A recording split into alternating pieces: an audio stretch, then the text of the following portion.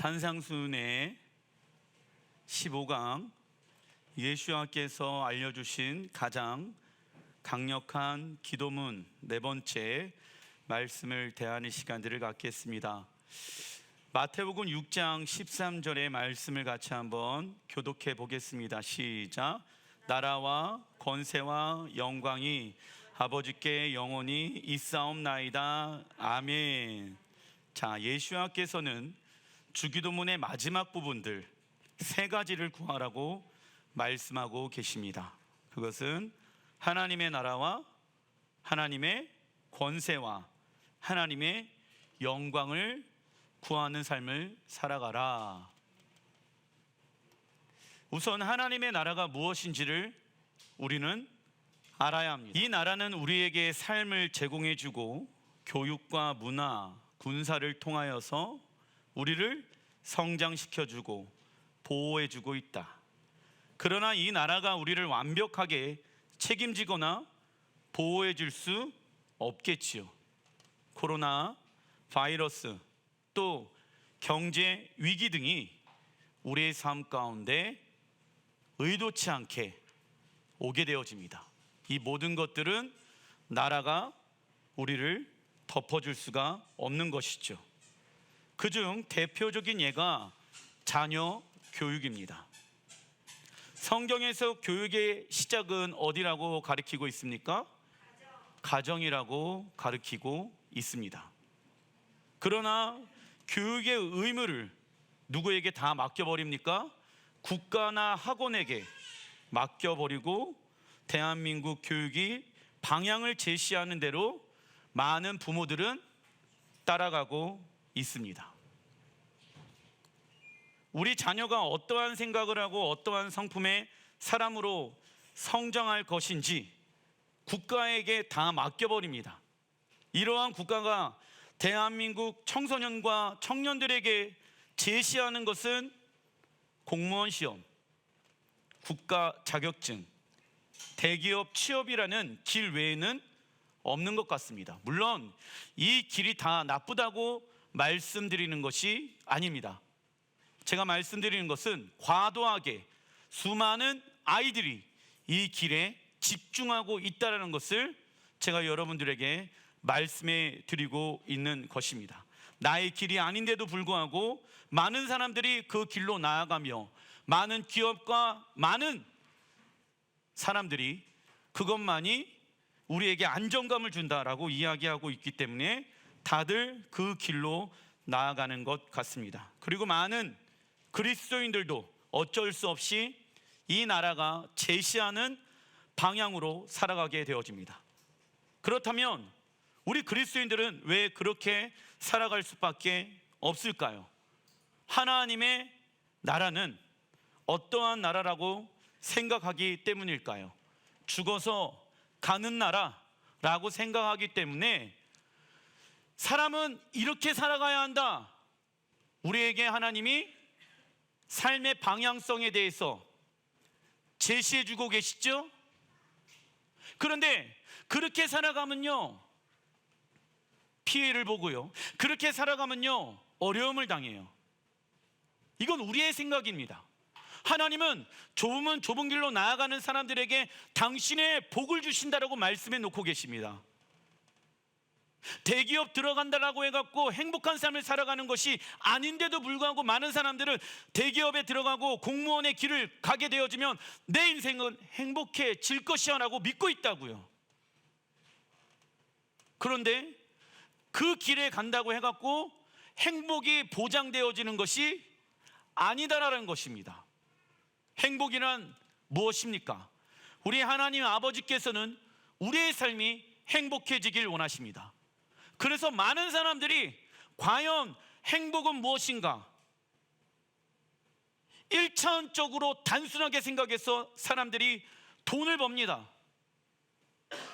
돈이 많이 있으면 행복하겠지. 그런데 돈 있는 사람은 누구에게 굴복당합니까? 권력과 힘을 가지고 있는 사람에게 굴복당하게 되어집니다. 권력을 얻으면 행복하겠지. 권력을 위해서 막 쫓아갑니다. 그런데 나보다 더 많은 권력을 가지고 있는 사람들이 너무 많이 있다라는 것입니다. 세상이 제시하고 있는 그 방향대로 살다 보니까 내 삶이 행복할 거라고 우리는 믿었는데, 그 반대의 삶을 살고 있는 자들이 지금 너무 많이 있습니다. 그리고 하나님의 나라는 죽어서 가는 나라가 맞을까요? 아닐까요?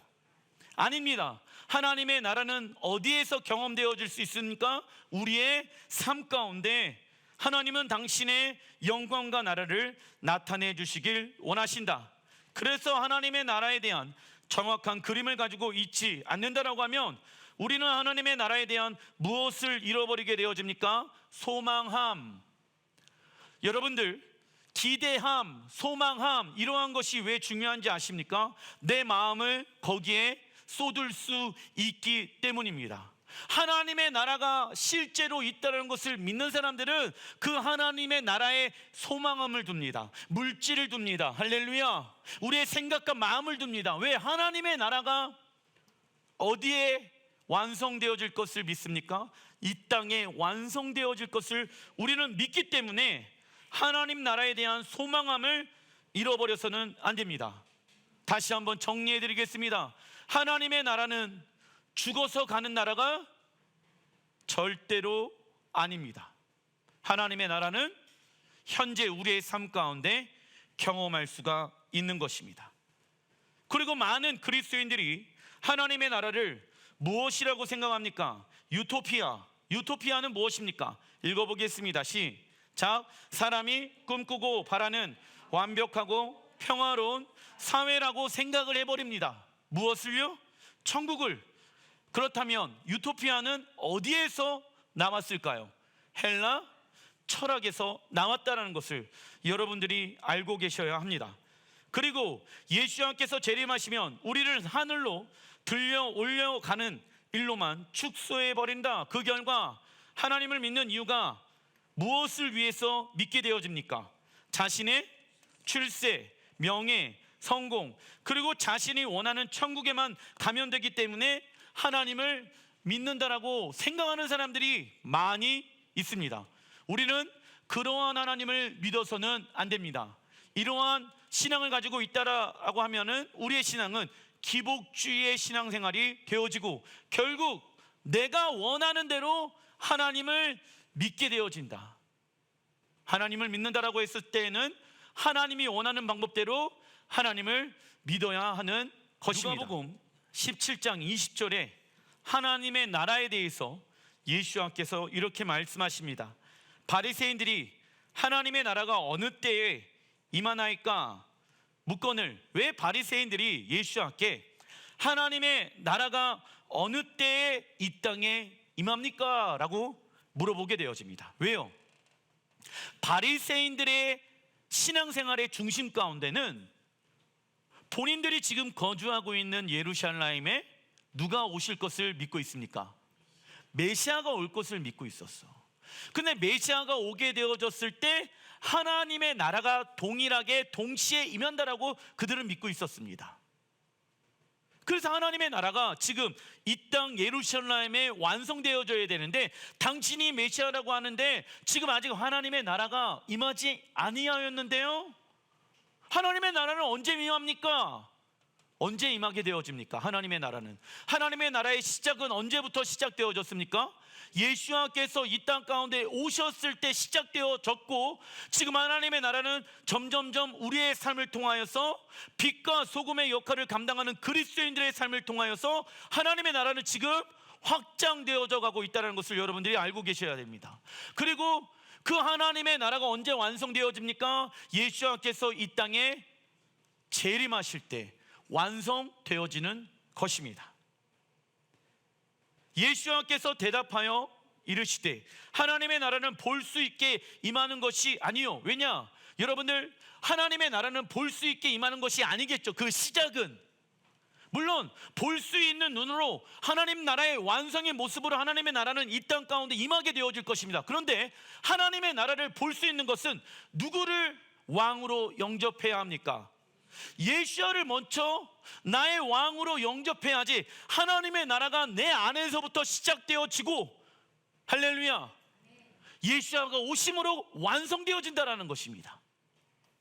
21절 또 여기 있다 저기 있다 못하리니 하나님의 나라는 너희 안에 있느니라. 우리 안에서부터 시작되어진다. 이 말씀을 해석할 때는 두 가지 관점으로 해석할 수 있다. 첫 번째, 적어놔 주십시오. 물리적 관점. 하나님의 나라를 해석할 때 두 가지 관점으로 해석할 수 있습니다. 첫 번째는 무엇입니까? 물리적 관점이다. 이스라엘 백성들에게 하나님의 나라는 우주 너머 어딘가에 있는 것이 아니라 어디에 이루어지는 것입니까? 이 땅에 이루어지는 것입니다.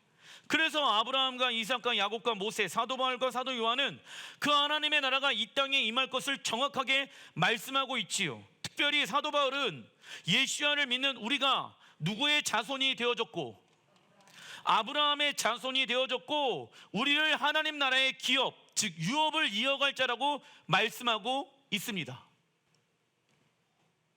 그러나 어떤 이는 기업을 너무 추상적으로 생각하고 있다. 성경에서 말하고 있는 기업은 무엇을 빼놓고 이야기할 수 없을까요? 땅을 빼놓고 하나님 나라의 유업과 기업에 대해서 이야기할 수가 있습니까? 없습니까? 그러니까 사람들이 하나님 나라의 기업은 무엇인가라고 했었을 때 그냥 막연하게 천국에 들어가서 어느 별에 들어가서 예수와 함께 왕노릇하고 통치하고 다스리는 것이라고 막연하게 하나님의 나라를 생각하고 있다라는 것입니다. 그런데 말이지요, 아브라함과 이삭과 야곱과 또 신약에 보게 되어지면 사도 바울과 그리고 사도 요한과 모든 사람들이 어디에 집중하고 있습니까? 땅에 집중하고 있다. 이 땅은 하나님이 아브라함에게 주신 땅이다. 이삭에게 주신 땅이다. 하나님의 나라의 기업을 아브라함이 받았도다. 계속 땅에 대해서 이야기하고 있는 것 아니겠습니까? 그죠? 하늘은 누구의 것입니까? 하나님의 것이고 땅은 누구에게 맡겨놓으셨습니까? 사람들에게 맡겨놓으셨다라고 시편 기자가 이야기하고 있지 않습니까? 땅은 하나님이 창조하신 것이며 하나님은 이 땅을 향한 무엇을 가지고 계십니까? 계획을 가지고 있다. 창세기 12장 6절 아브라함이 그 땅을 지나 세겜 땅 모래 상수리 나무에 이르니 그때 가나안 사람들이 그 땅에 거주하였더라. 여호와께서 아브라함에게 나타나 이르시되, 같이 한번 읽어보겠습니다. 내가 이 땅을 내 자손에게 주리라 하신지라. 자, 그렇다면 갈라디아서에 보게 되어지면 우리가 아브라함이 자손이 되어졌고 예수야를 통해서 아브라함의 자손이 되어졌다라고 말씀하고 있지요. 그렇다면 우리는 예수야를 통해서 아브라함의 자손이 되어졌습니다. 믿으십니까? 그래서 창세기 12장 7절에 나와 있는 이 땅을 내 자손에게 주리라 하신지라. 이 땅 어디입니까? 가나안 사람들이 거주하고 있는 곳, 지금의 예루살렘의 땅을 아브라함의 자손들에게 주시겠다. 이 말씀을 있는 그대로 믿는 것이 맞을까요? 틀릴까요? 맞겠죠. 왜냐? 사도 바울이 그렇다면 갈라디아서 3장 나와 있는 너희는 예수와의 피로 말미암아 아브라함의 자손들이 되어졌다. 너희는 그 아브라함의 기업을 이어갈 자가 되어졌다라고 기록하지 말아야 하는 것입니다. 그런데 사도 바울은 그 하나님의 나라는 반드시 이 땅에 완성되어진다는 것을 믿었고 하나님은 우리에게 기업을 주시길 원하시는 분이라는 것을 믿었고 그 기업은 땅과 연결되어져 있다. 그 땅은 하나님이 아브라함에게 말씀해 놓으신 약속의 땅이라는 것입니다. 창세기 13장 15절에 같이 한번 읽어보겠습니다. 시작. 보이는 땅을 내가 너와 내 자손에게 주리니 영원히 이르리라. 아멘. 보이는 땅을 준대요. 보이지 아니하는 어느 우주의 어느 별에 있는 땅을 우리에게 주는 것이 아니라 보이는 땅을 내가 너와 내 자손에게, 할렐루야, 내 자손은 누구입니까? 지금 우리 아니겠습니까? 영원히 이르리라. 영원토록 주님과 함께 사는 곳 어디입니까? 예루샬라임. 이렇게 말씀을 전하는 거 외에 다르게 이야기할 수 있는 방법이 저는 없다라고 생각을 합니다. 땅에 대한 개념을 갖고 있지 않다 보니까, 헬라적 사고를 가지고 있다 보니까, 헬라적 사고는요, 천국을 굉장히 애매모호하게 이야기하고 있습니다.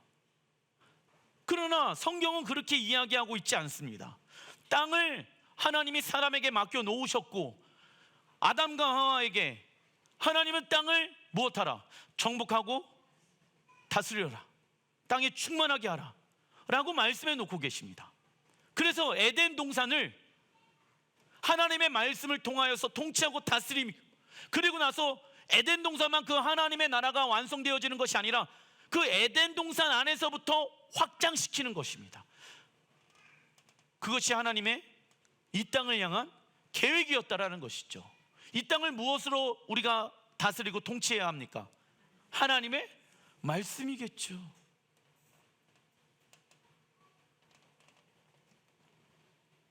그렇다면 약속의 땅은 무엇을 의미하며 왜 하필이면 약속의 땅일까요? 그것을 알기 위해서는 창세기 1장으로 돌아가야 한다. 하나님은 아담에게 땅을 주시기로 작정하시고 그를 에덴 동산에 두셨습니다. 그리고 하나님은 아담에게 무엇을 다스리라?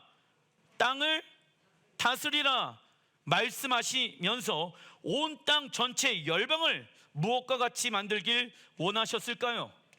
에덴 동산으로 만들길 원하셨다. 그래서 하나님은 하늘을 다스리고 땅은 사람에게 주신 것이라고 시편 115편 16절에 기록하고 있습니다. 그렇다면 에덴 동산의 위치는 어디일까요? 이사야 51장 3절 같이 한번 읽어보겠습니다. 시작. 나 여호와가 시온 예루살렘의 모든 왕패한 곳들을 위로하여 그 사막을 에덴 같게 그 광야를 여호와의 동산 같게 하였나니 그 가운데에 기뻐함과 즐거움과 감사함과 창화하는 소리가 있으리라. 아멘. 이 모습이 동일하게 신약성경 요한계시록에 기록되어져 있죠. 자, 하나님은 시온, 지금의 예루살렘과 광야를 무엇처럼 변화시킨다라고 말씀하고 계십니까? 에덴 동산처럼.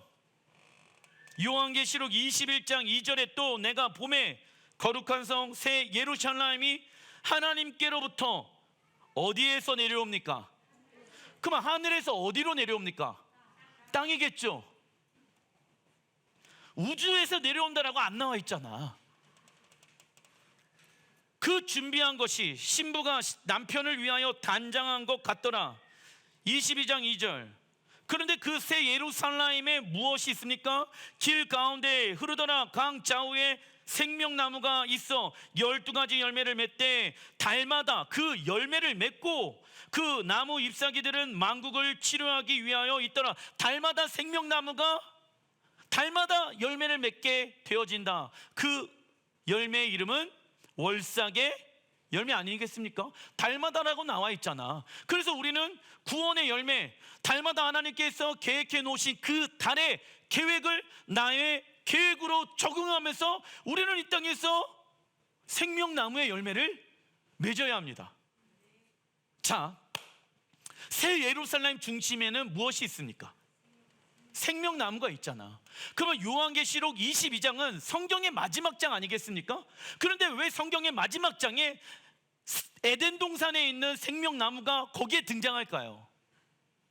결국 하나님의 나라는 회복되어진 에덴 동산을 이야기하고 있는 것입니다.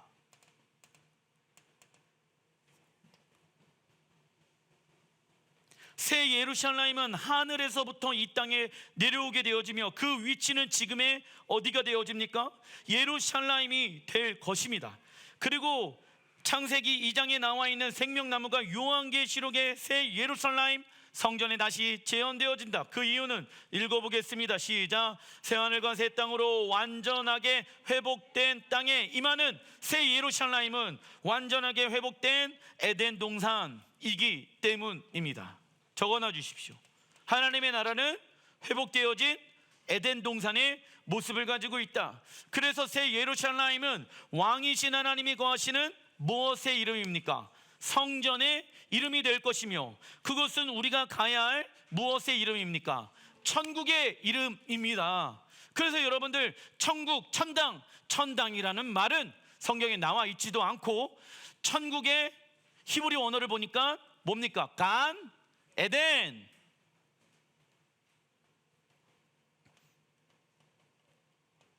우리가 왜 새 예루살렘 성전을 사모해야 합니까?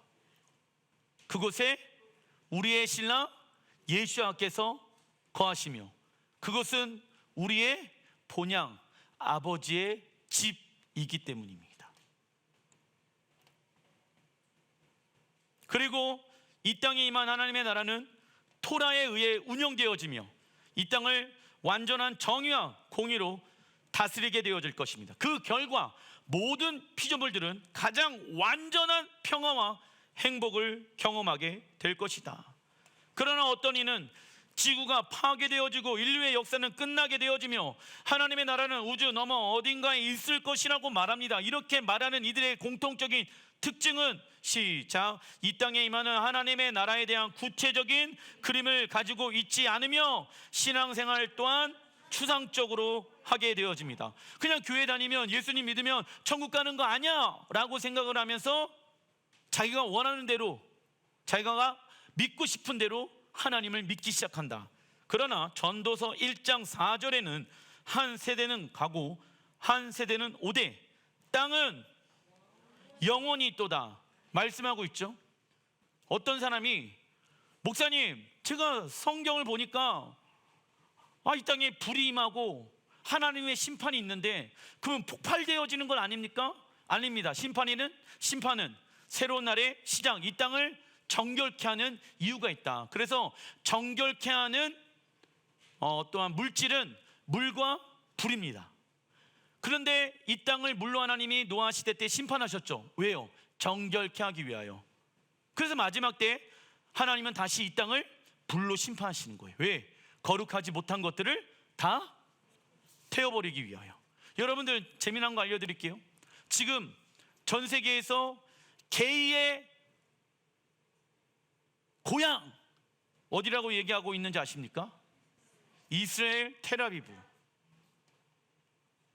수십만 명이 지금 텔아비브에 모여서 게이 퍼레이드를 하고 있습니다.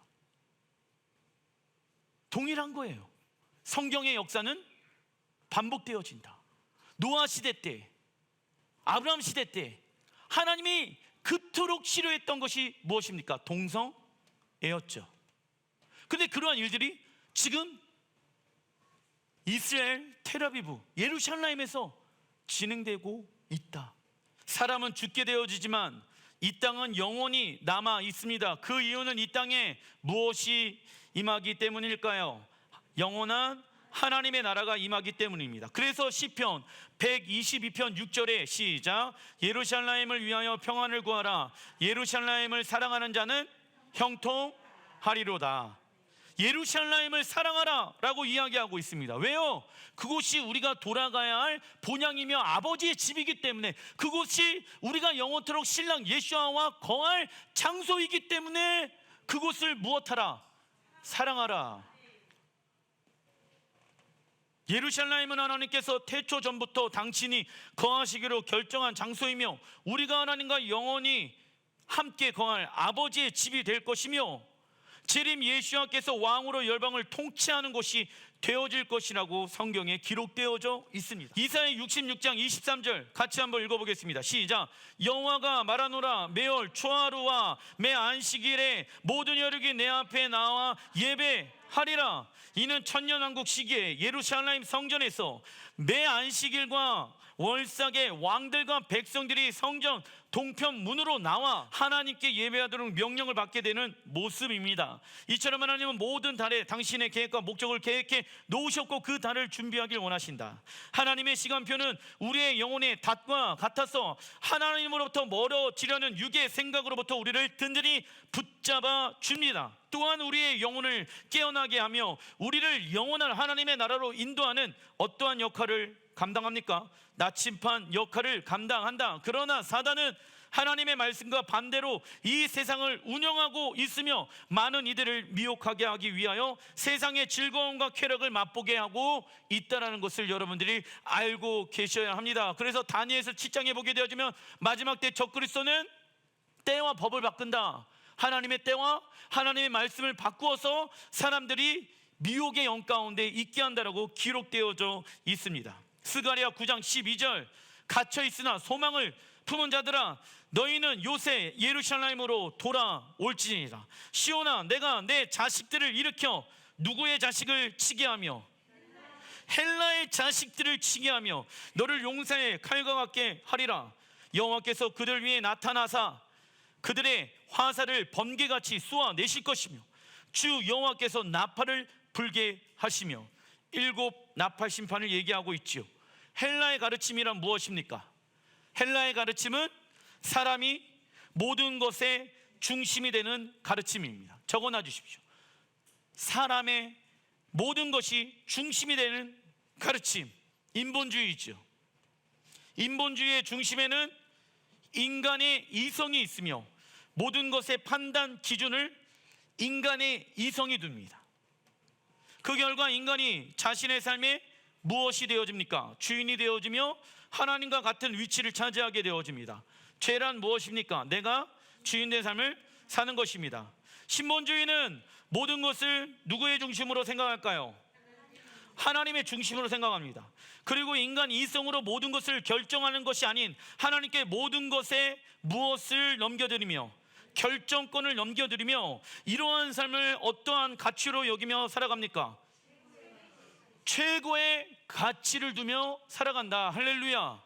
왜 말씀을 지키며 살아갑니까? 하나님의 말씀은 1.1도 땅에 떨어지지 아니하며 하나님의 말씀으로 나는 만들어졌으며 하나님의 말씀에 의해 살아가게끔 만들어진 피조물이다. 우리가 그 말씀대로 살아가게 되어졌을 때 하나님은 우리에게 샬롬을 주시고, 할렐루야, 행복을 주시고 기쁨을 주시고 능력을 주십니다. 우리가 그것을 믿기 때문에 하나님을 믿는 것 아니겠습니까? 이것을 최고로 가치로 여기면서 살아가는 자. 그러나 헬라의 대표적 가르침은 읽어보겠습니다. 시작. 하나님의 나라를 사람이 원하는 육체적 천국으로 만드는 것입니다. 헬라의 영 가운데 있는 자들은 막연한 천국에 대한 동경심만 가지고 살아가게 되어진다. 이들의 모습에는 하나님을 믿는 종교적 행위는 있지만 무엇으로 변화되고자 하는 마음과 의지가 없을까요? 하나님의 말씀으로 변화되고자 하는 마음과 의지가 없다. 그래서 신랑 예수와의 신부로 단장하지 못하게 되어진다. 왜? 하나님의 말씀이 삶 가운데 없기 때문에. 예수님께서 말씀하신 하나님의 나라는 너희 안에 있느니라. 이 말씀의 두 번째 관점은 적어놔 주십시오. 영적인 관점입니다. 예수야를 왕으로 영접하는 자는 이 땅에서부터 하나님의 나라를 내적으로부터 기쁨, 평안, 자유함으로 경험하게 되어진다. 그래서 예수야는 물리적 관점으로만 하나님의 나라에 관심이 있는 바리새인들에게 하나님의 나라는 너희 안에 있다라고 말씀하신 것입니다. 이 말씀을 헬라어 원어로 해석하게 되어지면 하나님의 나라는 너희 사이에 있다. 즉 하나님의 나라는 바리새인들 사이에 와 계신 예수와 자신이라는 것이며 그를 왕으로 영접하지 않고서는 물리적으로 임하는 하나님의 나라에 들어가지 못할 것을 경고하고 있는 말씀인 것입니다. 단락 2번, 하나님의 권세란, 권세는 헬라 원어를 보게 되어지면 두나미스, 뜻은요 강력한 능력입니다. 그리고 권세는 권력과 세력을 말하는 말입니다. 권세는 두 가지의 종류가 있다. 첫 번째, 적어놔 주십시오. 흑암 권세. 사단도 무엇을 가지고 있습니까? 권력과 세력, 흑암 권세를 가지고 있다. 흑암의 권세란, 읽어보겠습니다. 시작. 사람을 미혹해 하고 파괴하며 결박하는 사단의 권세를 말합니다. 이 사단의 권세 아래에 있는 사람들은 하나님의 존재 자체를 믿지 못하게 만들며 하나님의 존재를 믿는다고 할지라도 미혹의 영을 통하여서 하나님의 말씀에 순종하지 못하게 만든다. 그렇다면 나는 지금 흑암의 권세 아래에 있는지 아니면 다른 권세 아래에 있는지, 하나님의 권세 아래에 있는지 점검해 봐야 합니다. 죄를 자복하는 마음으로 시작해야지 우리가 하나님의 영광을 볼 수가 있는 것이지요. 그리고 흑암의 권세의 수많은 결박으로 인하여 사람들이 두려움과 염려 가운데 사로잡혀 있으며 분열과 미움과 고통과 증오와 온갖 저주 가운데 있게 되어집니다. 그 대표적인 것이 철학과 사람의 전통을 따르는 것이죠. 골로새서 2장 8절 읽어보겠습니다. 시작. 누가 철학과 헛된 속임수로 너희를 사로잡을까 주의하라. 이것은 사람의 전통과 세상 초등학문을 따름이요 그리스도를 따름이 아니니라. 철학, 그리고 또 사람의 무엇을? 전통을.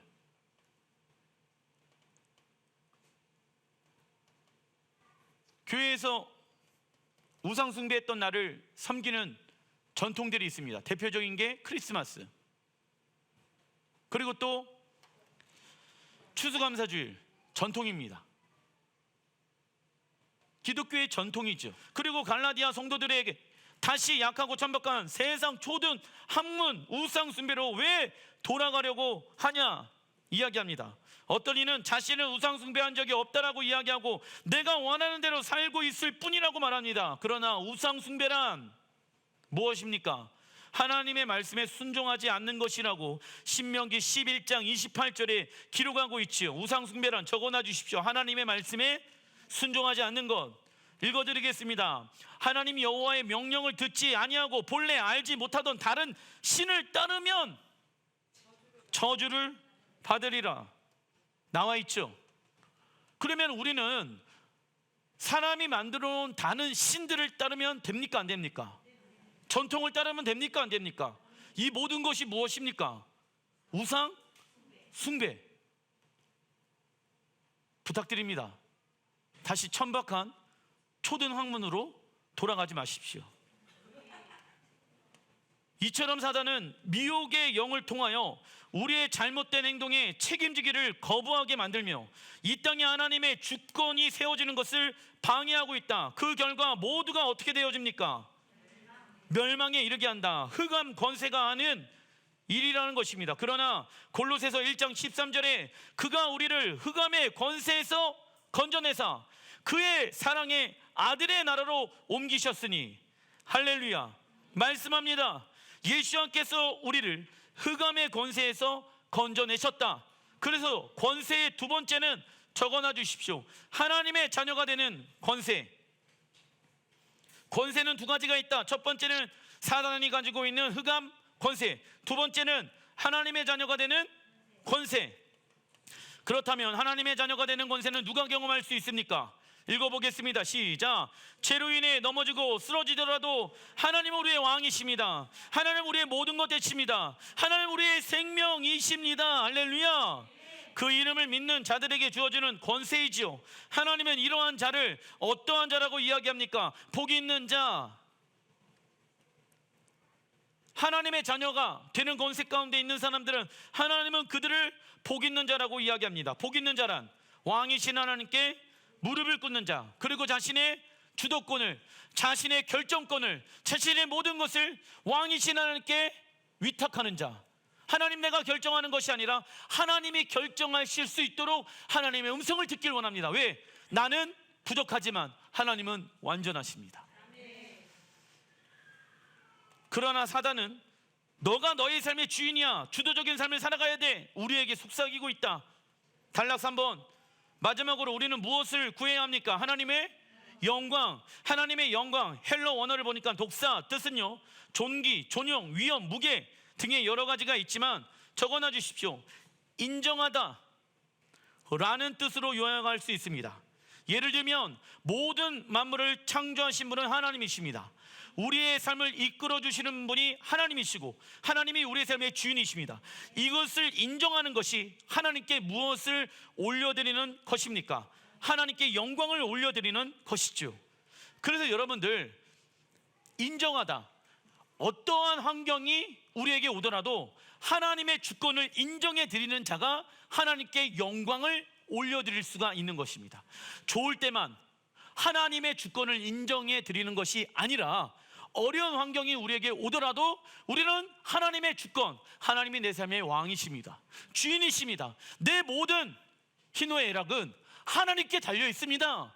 그 주권을 하나님께 올려드리는 자가 하나님께 영광을 올려드릴 수가 있게 되어진다.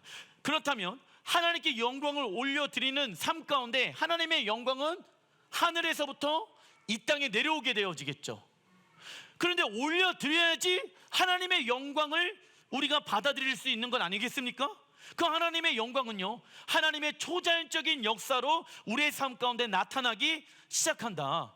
어떤 사람은요, 불기둥을 경험해요.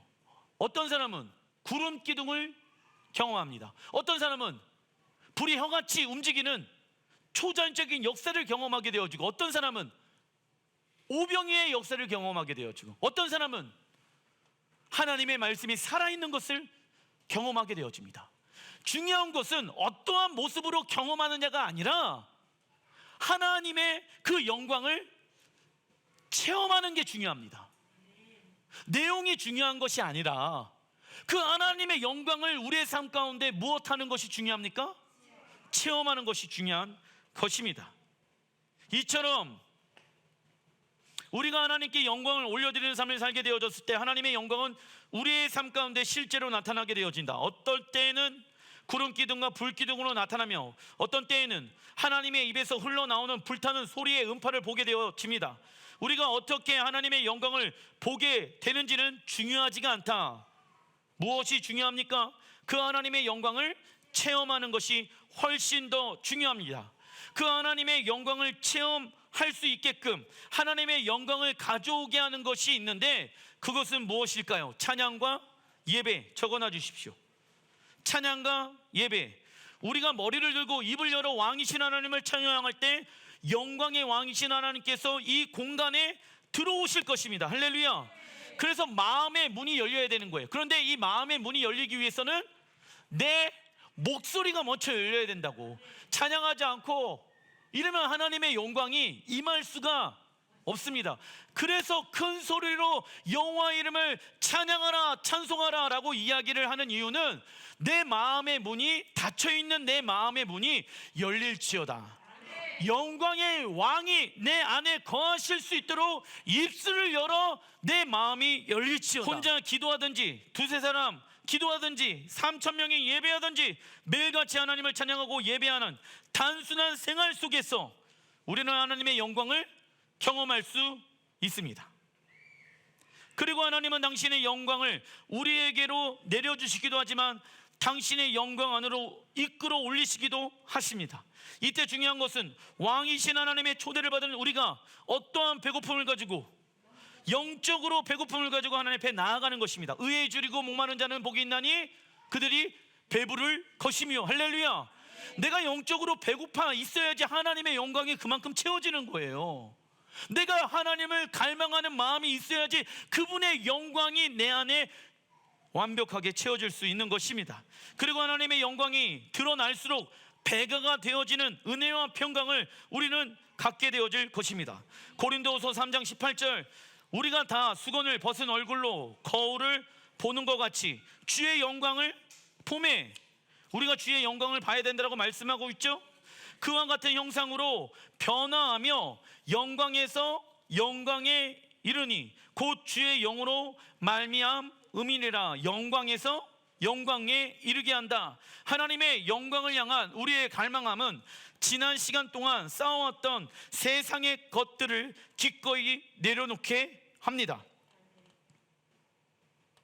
그래서 여러분들, 사실 그 세상의 것들과 싸우는 것보다 하나님을 가까이 하는 곳에 가 있는 것이 훨씬 그 세상의 것들을 쉽게 내려놓을 수 있습니다. 그리고 하나님의 영광에서 더 깊고 높은 차원의 영광을 향하여 우리는 전진해야 한다. 머물러 있으면 됩니까? 안 됩니까? 그래서 영광에서 영광에 이르게 한다라고 이야기하고 있는 것입니다. 물론 우리 육신을 사로잡고 있는 악한 영광, 영적 전쟁하였기 때문에 우리가 지칠 수도 있습니다. 그러나 하나님의 영광은 우리의 삶 가운데 무엇을 가져다 줄까요? 참된 안식. 적어놔 주십시오.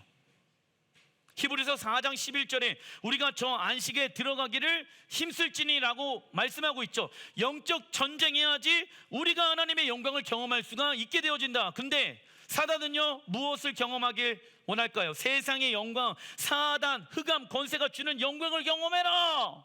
부와 명예와 성과 이런 것들을 통해서 흑암 권세의 영광을 경험해라. 하나님의 영광을 경험하지 말아라 라고 우리에게 속삭이고 있다. 참된 안식을 경험하는 사람, 이때부터 우리가 힘들었던 무슨 영역? 재정의 영역, 어떠한 영역? 관계의 영역, 사역의 영역, 영적 전쟁의 영역, 신앙생활의 영역, 모든 것들이 어떻게 되어지기 시작합니까? 쉬워지기 시작합니다.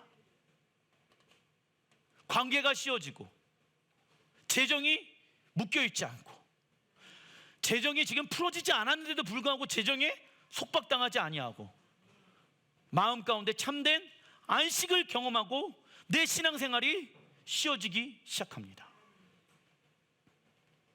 즉 우리의 사역과 개인적인 삶이 쉬워지게 되는 것입니다. 복잡하고 얽히고 설킨 우리의 삶이 풀어지기 시작한다. 그런데 누가 복잡하고 힘들게 살까요? 하나님의 영광보다는 세상의 영광을 구하고 바라는 자들이 두려움 가운데, 그리고 시기 질투 가운데 복잡하게 힘들게 짜증내면서 살고 있다는 것을 여러분들이 알고 계셔야 합니다. 민수기 6장 25절, 여호와는 시작 그의 얼굴을 내게 비추사 은혜 베푸시기를 원하며 여호와는 그 얼굴로 내게로 향하여 드사 평강을 주시기를 원하노라 할지니라 하라. 여호와는 그 얼굴로 내게로 향하여 드사 평강을 주시기를 원하노라 할지니라 하라. 하나님의 얼굴이 우리에게 비추는 것은 무엇을 의미합니까? 이는 하나님의 말씀의 계시가 우리에게 임하는 것을 말합니다. 즉 하나님의 말씀을 읽고 묵상하는 것은 무엇과 같은 것입니까? 하나님의 얼굴을 보는 것과 같은 것이다. 그래서 하나님의 영광을 보는 것은 하나님의 말씀을 통하여 하나님의 형상으로 닮아가는 것을 의미하기도 합니다. 우리가 하나님의 영광을 가운데 거할 때마다 우리는 점진적으로 변화될 수 있으며 하나님의 형상을 더 담고자 하는 갈망함을 갖게 되어진다. 그래서 하나님 안에서 우리가 어떠한 경험을 하건 간에 하나님의 얼굴을 보는 것보다 더 놀라운 것은 없습니다. 기적이 일어나고 능력이 나타나고 그것보다 차라리 하나님의 말씀 안에서 그 말씀을 내 삶 가운데 적용하는 게 훨씬 더 놀라운 것입니다. 그리고 샬롬은 평화라는 뜻도 있지만 어떠한 뜻도 가지고 있습니까? 온전함이라는 뜻도 가지고 있다. 온전함이란 시작 부족한 것이 조금도 없는 상태. 할렐루야. 실제로 보면 부족한 것이 너무 많아. 하지만 하나님 감사합니다. 작은 것에 만족하며 살아가게 되어집니다. 그리고 부족한 부분들을 누가 채울 것을 믿으며 살아갑니까? 하나님이. 그러니까 자유합니까? 자유하지 못합니까?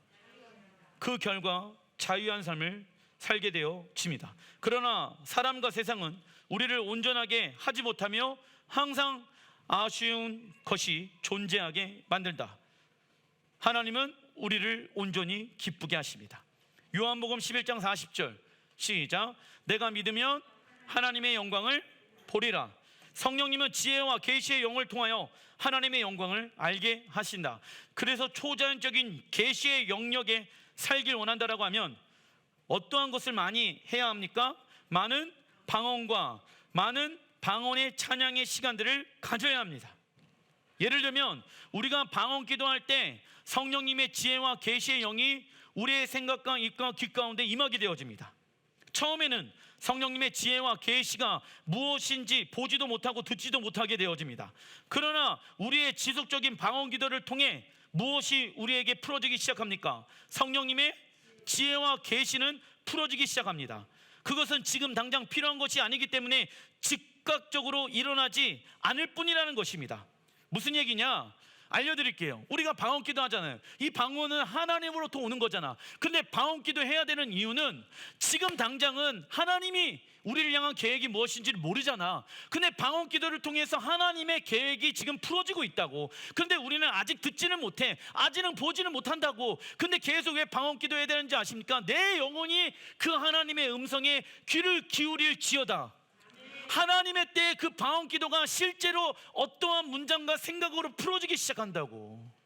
그래서 방언기도 하는 것에 집중해야 합니다. 그래야지 풀어낼 수가 있다고. 풀어내는 것은 누가 풀어내야 합니까? 내가 풀어내야 된다고. 내가. 그래서 방언기도와 찬양과 새 찬양, 새 노래로 하나님의 그 계시를 내 노래로, 내 기도로 풀어내야 되는 것입니다. 우리에게 지혜와 계시의 영이 필요한 상황이 되면 그것이 우리의 입술을 통하여 풀어지기 시작할 것입니다. 기도하겠습니다.